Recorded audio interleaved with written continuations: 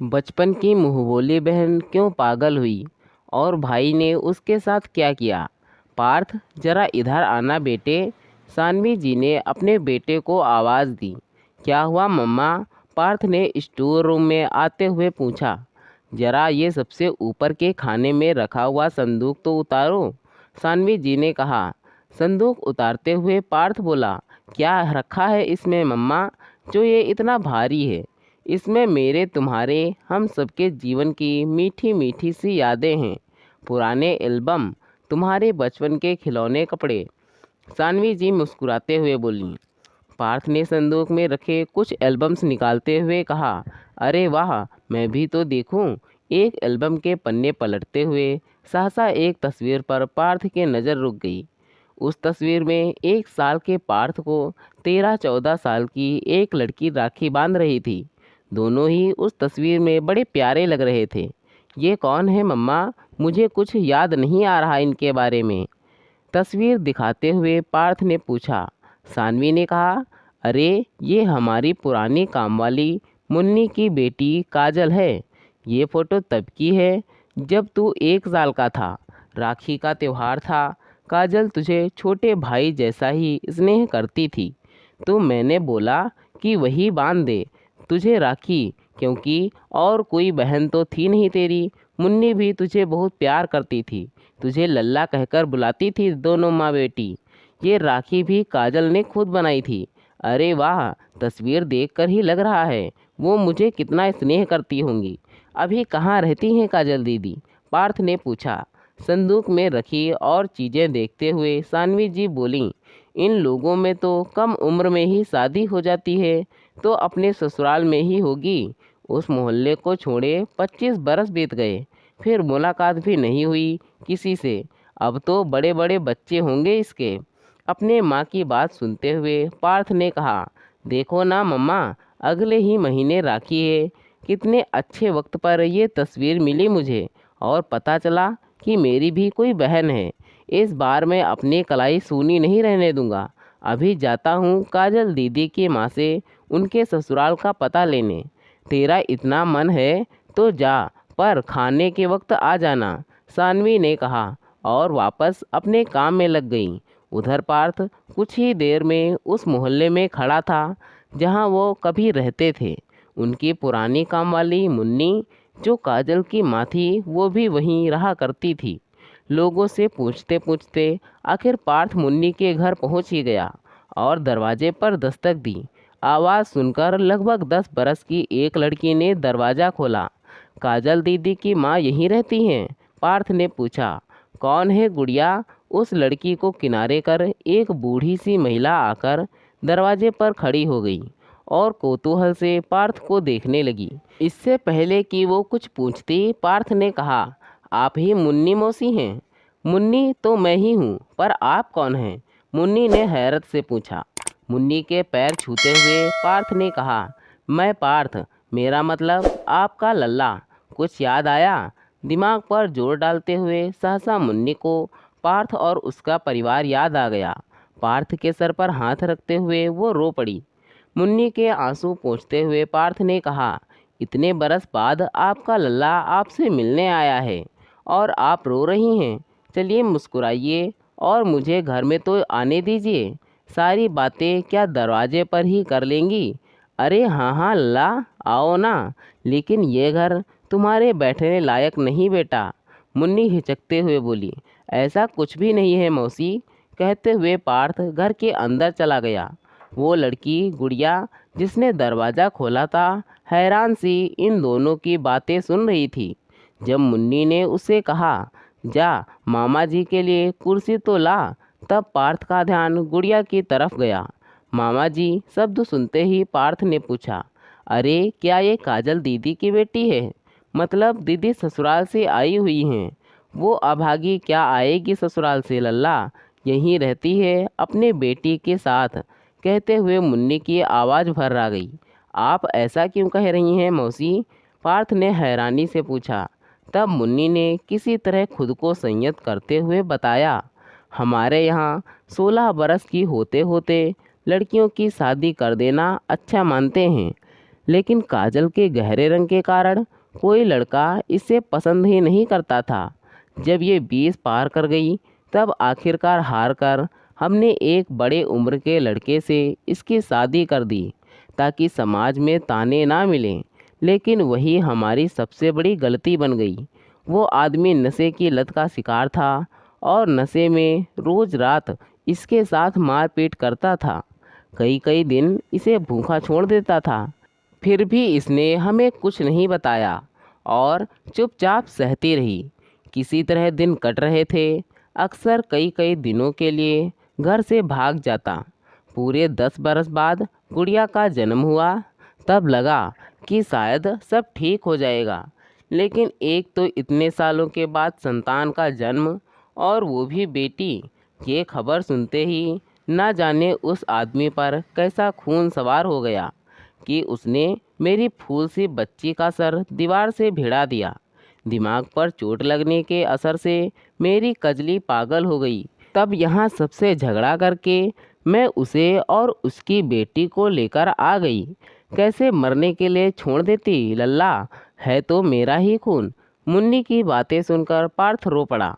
कुछ वक्त के लिए उसे समझ ही नहीं आया कि क्या कहे। फिर किसी तरह खुद को संयत करते हुए पूछा, सबसे लड़कर क्यों लाना पड़ा आपको दीदी को यहाँ? यहाँ तो सब उनके अपने ही थे ना। क्या अपने? लल्ला, इस समाज का तो तय नियम है कि लड़की की डोली मायके से और अर्थी ससुराल से ही निकलनी चाहिए। और अगर ऐसा ना हो तो समाज स्त्रियों पर ही तोहमत लगा देता है। कजली के दोनों भाई और पिता शादी के बाद इसका बोझ नहीं उठाना चाहते थे। जब मैं इसे यहाँ लेकर आई तो सबने कहा कि इसे और इसकी बेटी को वहीं छोड़ आऊँ। इसे अच्छा घर वर नहीं मिला, ये इसका भाग्य था। वो तो ये घर मैंने किसी तरह जोड़ तोड़ करके बनवाया था, इसलिए मैं भी अड़ गई। तब मेरे दोनों बेटे और पति घर छोड़कर चले गए। बड़ी मुश्किल से जब्त किए हुए मुन्नी के आंसू इस बार झलक उठे। पार्थ ने खामोशी से अपना हाथ मुन्नी के हाथ पर रख दिया, मानो कहना चाह रहा हो, मैं समझता हूँ आपका दुख। इनकी बातें चल ही रही थी कि अचानक बर्तन गिरने की आवाज़ आई। गुड़िया आवाज़ की दिशा में भागी। उफ, लगता है कजली फिर उठकर रसोई में पहुँच गई, कहती हुई मुन्नी भी उधर जाने के लिए उठी। पार्थ भी पीछे पीछे पहुंचा तो देखा फटे हाल स्थिति में काजल एक थाली हाथ में लिए उसे चाट रही थी। ये देखकर उसका मन पीड़ा से भर उठा। देखना लल्ला, रोज़ तरह तरह के पकवानों की जिद करती रहती है। मैं झूठ ही कह देती हूँ कि रखा है थाली में, तो इसी तरह थाली उठाकर चाटती है। इस उम्र में अब ज़्यादा काम भी तो नहीं होता मुझसे कि ज़्यादा पैसे कमा पाऊँ। कहाँ से लाऊं मैं पकवान? इसकी दवा के लिए ही पैसे अक्सर कम पड़ जाते हैं। पीड़ा भरी नज़रों से काजल को देखते हुए मुन्नी बोली। सहसा पार्थ काजल के पास जाकर खड़ा हो गया और उसके हाथ से थाली लेकर बोला, क्या क्या खाएगी मेरी दीदी? मुझे बताएगी क्या? तुम लाकर दोगे? तुम खिलाओगे मुझे अच्छी अच्छी चीज़ें? काजल ने मासूमियत से पूछा। पार्थ ने उसके बालों को सहलाते हुए कहा, हाँ हाँ, मैं आपको सब खिलाऊंगा। आखिर आप मेरी दीदी जो हो। दीदी? मैं दीदी हूँ तुम्हारी? तुम राजू पप्पू हो क्या? काजल ने अपने दोनों भाइयों का नाम लेते हुए पूछा। नहीं दीदी, मैं आपका लल्ला हूँ। पार्थ के ये कहते ही काजल तालियां बजा बजा कर हंसते हुए कहने लगी, देखो देखो, इतना लंबा लल्ला। उसे यूं हंसता देखकर पार्थ को बहुत अच्छा लग रहा था। मुन्नी और गुड़िया भी हैरान थी कि पहली बार काजल ने किसी अजनबी, खासकर पुरुष को देखकर हिंसक व्यवहार नहीं किया था। वो भी तब जब पार्थ ने उससे उसकी थाली भी ले ली थी। शायद नेह के बंधन का एहसास उन्हें एक दूसरे से जोड़ रहा था। काजल अब एक एक करके पकवानों के नाम पार्थ को गिना रही थी। जब उसकी बात खत्म हो गई तब पार्थ ने कहा, दीदी आप बस थोड़ा वक्त दीजिए, आपका भाई यूं गया और यूं आया।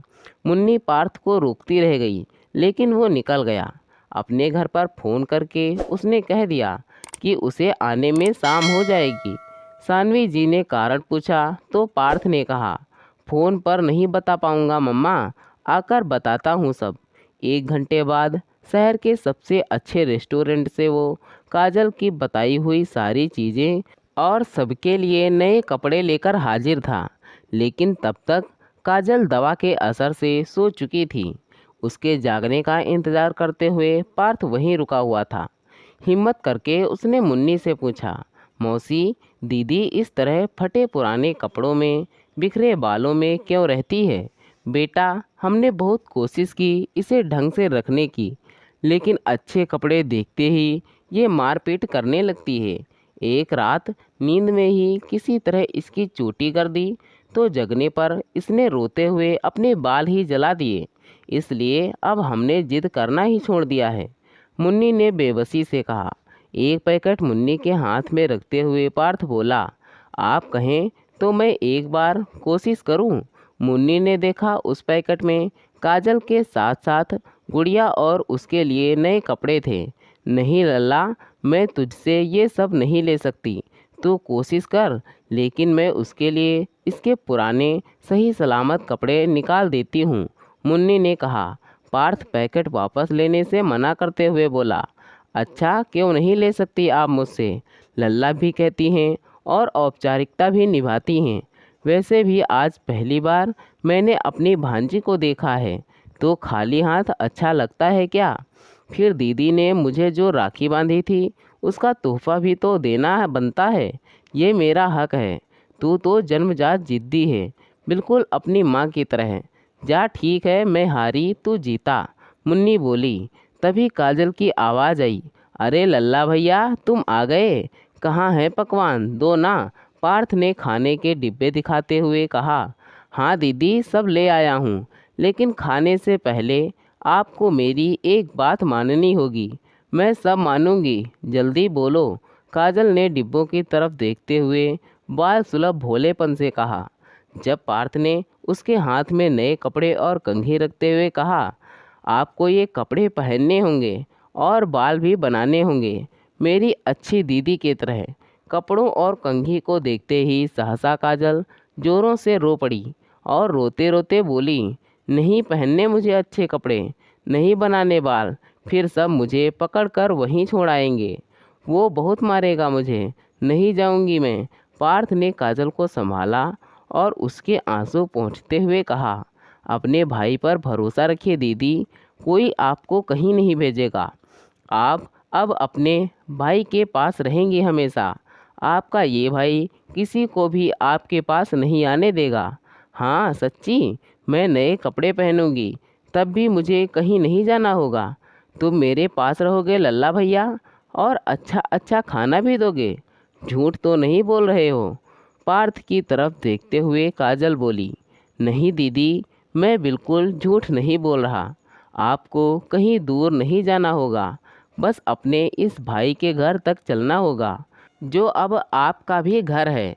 मैं, आप, गुड़िया, मौसी, हम सब चलेंगे और कोई नहीं आएगा वहाँ, काजल को आश्वस्त करते हुए पार्थ बोला। उसकी बात सुनकर काजल को तसल्ली हुई और वो तुरंत ही नए कपड़े पहनकर आ गई और खुद कंघी देकर अपने माँ से बाल बनवाए। बरसों बाद आज काजल के चेहरे पर रौनक आई थी और उसे यूं देखकर मुन्नी और गुड़िया की खुशी छिपाए नहीं छिप रही थी। पार्थ ने खुद अपने हाथों से काजल को खाना खिलाया। पेट भर खाने के बाद काजल वहीं एक कोने में सो गई।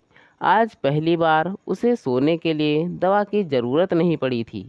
अब मुन्नी ने पार्थ से कहा, लल्ला अब तू जा, बहुत देर हो गई है। ऐसे कैसे चला जाऊं मौसी, मैंने दीदी से कहा है उन्हें साथ लेकर जाऊंगा, आपने पास रखूंगा, पार्थ बोला। मुन्नी ने समझाते हुए कहा, नहीं नहीं लल्ला, तू भावुकता में ऐसा कोई फैसला ना ले जो गलत हो, इसकी जगह यही है, तू अब जा, कभी कभी आ जाना मिलने, मैं समझा दूंगी इसे किसी तरह। बिल्कुल नहीं मौसी, ये भावुकता में लिया गया फैसला नहीं है। अब तो ये भाई अपनी बहन और भांजी को लेकर ही जाएगा। मामा में दो माँ छुपे हैं, तो गुड़िया के प्रति मेरी जिम्मेदारी दोहरी हुई ना। इसे तो निभाना ही है। इतनी प्यारी सी भांजी को पढ़ा लिखा कर इसका भविष्य संवारना है। और आप भी चल रही हैं मेरे साथ? पार्थ ने पूरे आत्मविश्वास के साथ कहा। हाँ मामा जी, हमें ले चलो। मुझे बहुत पढ़ना है, बहुत बड़ा बनना है आपकी तरह। यहाँ गली के विद्यालय में कुछ नहीं पढ़ाते। गुड़िया पार्थ के पैरों पर झुकते हुए बोली। उसे रोकते हुए पार्थ ने कहा, पगली, तुझे किसी ने बताया नहीं, मामा के पाँव नहीं छूते। पार्थ का ये सरल सहज व्यवहार देखकर मुन्नी का मन भर आया। उसने कहा, ठीक है बेटा, तू अपनी बहन और भांजी को ले जा। हक है तेरा, मैं नहीं रुकूंगी। लेकिन मैं नहीं आ सकूंगी। अंतिम सांस इसी घर में लेने की इच्छा है, जहाँ कभी दुल्हन बनकर आई थी। मेरी चिंता मत करना, मैं खुद आकर तुम सबसे मिलती रहा करूंगी। पार्थ ने इस वक्त और जिद करना ठीक नहीं समझा। उसने कहा, लेकिन वादा कीजिए मौसी, किसी भी तरह की दिक्कत होने पर, कोई परेशानी होने पर आप तुरंत मुझे बताएंगी। अब आप अकेली नहीं हैं, ये मत भूलिएगा। नहीं रे पगले, जिस दिन शरीर थक जाएगा तुझे बुला लूँगी, पूरे हक से अपनी सेवा के लिए। मुन्नी ने पार्थ के सर पर हाथ रखते हुए कहा। कुछ देर के बाद जब काजल जगी तो पार्थ ने उससे पूछा, दीदी, अपने भाई के घर चलोगी? काजल ने तुरंत मुस्कुराते हुए हाँ में सिर हिला दिया। काजल और गुड़िया को लेकर जाते हुए पार्थ को मुन्नी नम आँखों से देख रही थी। साथ ही मन अपने लल्ला को ढेरों आशीष भी दे रही थी। उन्हें साथ लेकर जब पार्थ अपने घर पहुंचा तो सानवी जी और उनके पति नीरज जी को देखकर काजल डर कर पार्थ के पीछे छुप गई। काजल का हाथ पकड़ते हुए पार्थ बोला, डरो नहीं दीदी, ये तो तुम्हारे मौसा मौसी जी हैं। फिर पार्थ ने अपने माँ पापा को सारी बातें बताईं। काजल और गुड़िया के सर पर हाथ रखते हुए सानवी जी बोली, आज से ये तुम्हारा घर है, कोई ज़रूरत हो तो बेहिचक बोलना। उन दोनों ने चुपचाप हाँ में सर हिला दिया और पार्थ के साथ अपने कमरे में चली गई। नीरज जी सानवी से बोले, जिसे तुम हमेशा छुटको छुटको बुलाती रहती हो, देखो आज वो कितना बड़ा हो गया है कि अपनी जिम्मेदारियां समझने लगा है। हाँ, इसीलिए आज से इसका नाम बड़कू। बोलते हुए सानवी जी हंस पड़ी। थोड़ी देर में पार्थ वापस उनके पास आया और बोला, माँ पापा, मैं दीदी की मानसिक हालत की वजह लगभग समझ गया हूँ। इसलिए सोच रहा था क्यों ना कल दफ्तर से छुट्टी लेकर उन्हें कल ही डॉक्टर खुराना के यहाँ ले जाऊँ। आखिर वो हमारे शहर के सबसे अच्छे मनोचिकित्सक हैं।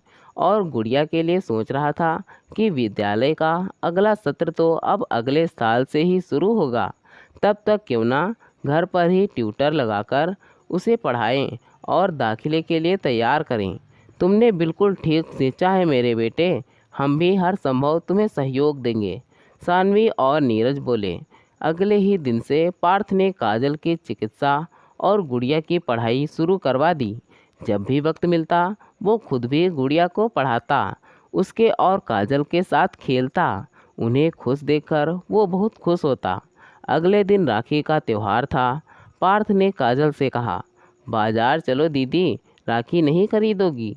कुछ याद करते हुए काजल बोली, मैं क्यों खरीदूं, मुझे तो राखी बनानी आती है। अरे वाह, फिर तो बहुत मज़ा आएगा, पार्थ और गुड़िया उत्साह से बोले। काजल के बताए अनुसार राखी बनाने का सारा सामान पार्थ लेकर आ गया। काजल ने बड़ी ही सुंदर सी राखी बनाई, जैसी कभी 1 साल के पार्थ को बांधी थी। राखी की सुबह मुन्नी भी आई हुई थी। काजल में आए हुए बदलावों को देखकर और गुड़िया की किताबें देखकर अब उसे बहुत तसल्ली थी। उसने पार्थ के सर पर हाथ रखते हुए कहा, लल्ला, तू किस पुण्य के फल से मुझे मिला रे कि इस अभागी मौसी की खाली झोली को इतनी खुशियों से भर दिया, जो हमने कभी सपने में भी नहीं सोचा था। कुछ मत कहो मौसी, बस आशीर्वाद दो कि तुम्हारा लल्ला अपनी जिम्मेदारी अच्छी तरह से निभा सके। पार्थ बोला, अब बातें बंद, राखी का मुहूर्त आ गया, जल्दी जल्दी आइए सब लोग। राखी की थाली लेकर आती हुई गुड़िया ने कहा, आज एक बार फिर पार्थ की कलाई काजल की बांधी हुई राखी से सज गई थी। दोनों भाई बहन इस क्षण में भावुक और खामोश हो गए थे। तभी खामोशी तोड़ते हुए गुड़िया बोली, जल्दी जल्दी मामा जी को मिठाई खिलाओ ना, मुझे भी तो खानी है। उनकी बात सुनकर सभी हंस पड़े। बर्फ़ी का टुकड़ा गुड़िया के मुंह में रखते हुए पार्थ बोला, पहले मामा खाए या भांजी, बात तो एक ही है। सानवी जी ने पार्थ और काजल के सर पर हाथ रखते हुए कहा, कितने गजब के हैं हम भारतीयों के रीति रिवाज, हमारी परंपराएं और मान्यताएं। राखी का एक धागा आपको किसी के साथ ऐसे बंधन में बांध देता है कि पुरुष स्त्री, अपना पराया, सगा सौतेला, ये सभी शब्द अपना अस्तित्व खो देते हैं। कुछ रह जाता है तो बस नेह का बंधन, उससे जुड़ी प्यारी सी जिम्मेदारियाँ। सबके मुस्कुराते हुए चेहरों को कैमरे में कैद करते हुए नीरज जी का चेहरा भी गर्व से चमक रहा था कि उनका बेटा इतनी अच्छी और ऊंची सोच रखता है। मात्र एक धागे ने आज सबके जीवन में कभी ना मिटने वाली खुशियां भर दी थी। तो दोस्तों, यह थी हमारी आज की कहानी। अगर यह कहानी आपको पसंद आई है तो कृपया इसे लाइक करें और कहानी पर अपनी राय देने के लिए इसमें कमेंट करें। दोस्तों, ऐसी ही और कहानियाँ सुनने के लिए और या फिर आप हमारे चैनल पर नए हैं तो कृपया हमारे चैनल को सब्सक्राइब करें और दोस्तों बेल नोटिफिकेशन को ऑन करना ना भूलें, जिससे हमारी कहानियाँ आप तक सबसे पहले पहुँचती रहें। धन्यवाद दोस्तों। Thanks for watching this video.